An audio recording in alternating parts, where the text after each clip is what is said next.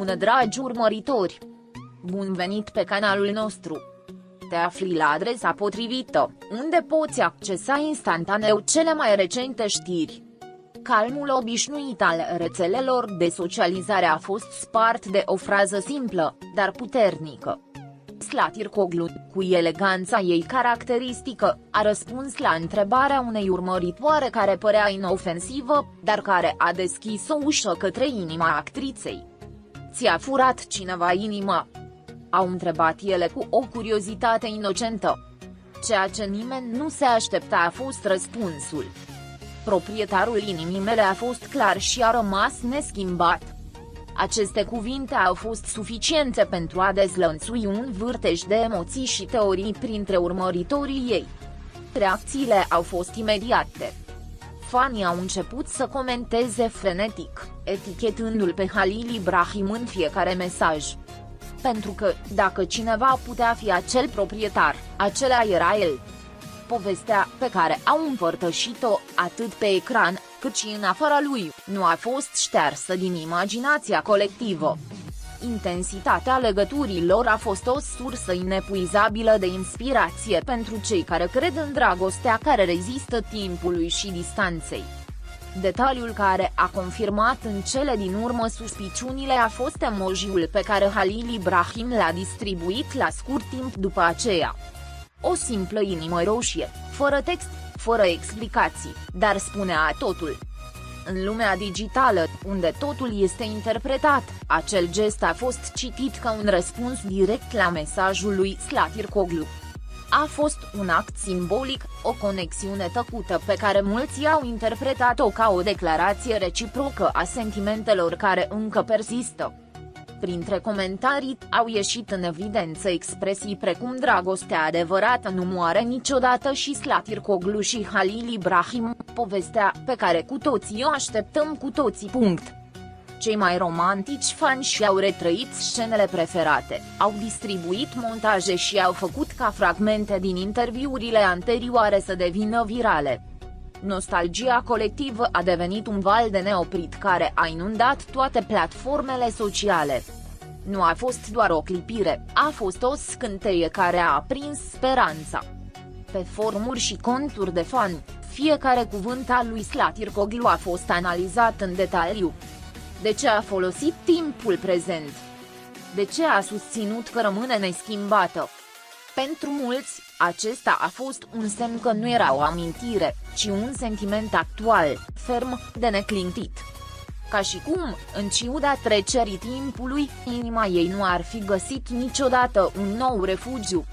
Tăcerea pe care cei doi au păstrat-o în zilele următoare nu a făcut decât să alimenteze speculațiile. Nici negări, nici confirmări. Doar schimburi de priviri digitale și o complicitate care părea să renască la fiecare gest.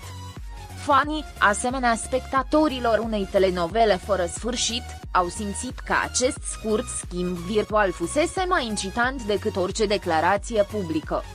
În interviurile anterioare, Zlatirkoglu fusese întotdeauna rezervată în privința vieții sale amoroase. De aceea, răspunsul ei are acum atât de multă greutate. Pentru că a venit de la cineva care nu vorbește doar, care își măsoară cuvintele și care se deschide doar atunci când ceva merită cu adevărat. Acea frază nu a fost o coincidență. A fost sinceră, directă și plină de adevăr. Mulți și-au amintit de momentele în care spusese că dragostea nu are nevoie întotdeauna de zgomot, că important este ceea ce rămâne tăcut. Această mărturisire părea să se potrivească perfect cu acea filozofie. Nu existau nume, nu existau etichete. O singură certitudine, inima ei are un nume scris pe ea cu mult timp în urmă și nu a fost șters. Halil Ibrahim, la rândul său, a păstrat întotdeauna o imagine discretă.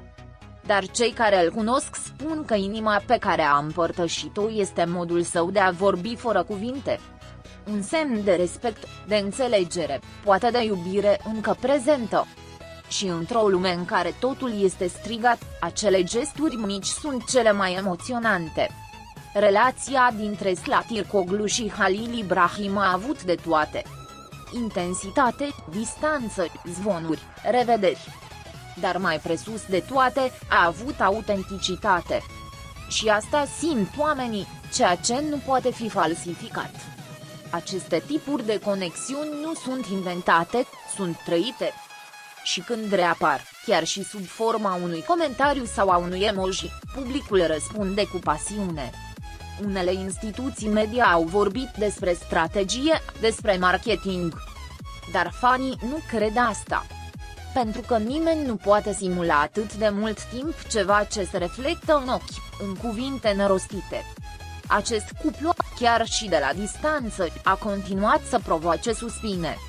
Pentru că relația lor pare mai degrabă o poveste a destinului decât o simplă coincidență.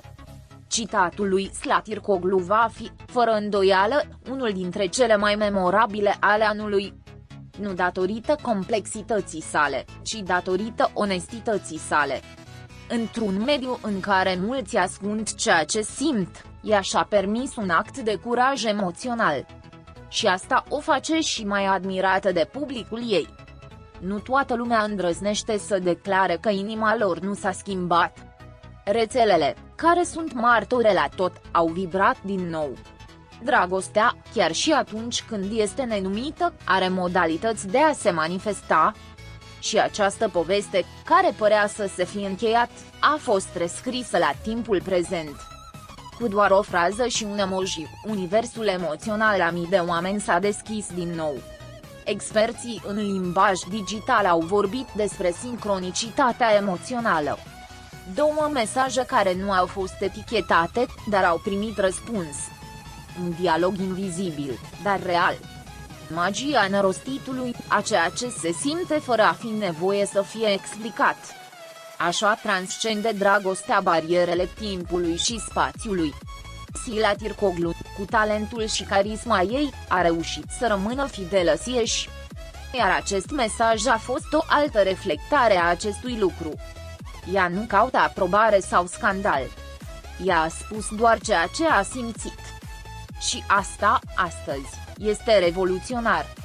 Pentru că dragostea adevărată nu este întotdeauna strigată, uneori, este doar șoptită. Acest episod ne amintește că există povești care nu se termină, ci doar se opresc. Că există sentimente care dorm, dar nu dispar. Și că atunci când inima vorbește, lumea ascultă. Pentru că ceea ce este adevărat găsește întotdeauna o cale să înflorească din nou. Mesajul a fost șters la scurt timp după aceea, dar era prea târziu. Capturile de ecran au circulat peste tot. Și odată cu ele, certitudinea că ceea ce s-a întâmplat între Slatircoglu și Halil Ibrahim încă bate undeva. Poate tăcut, poate rănit. Și atâta timp cât acest lucru continuă, inimile fanilor lor vor continua să viseze la o reuniune. Poate că această poveste nu are nevoie de o continuare scrisă. Poate că aceste gesturi sunt suficiente pentru a ști că dragostea este încă acolo. Ca o melodie care nu se uită niciodată. Ca un capitol care nu s-a închis complet. Pentru că atunci când proprietarul inimii este limpede, totul este doar zgomot. Pascali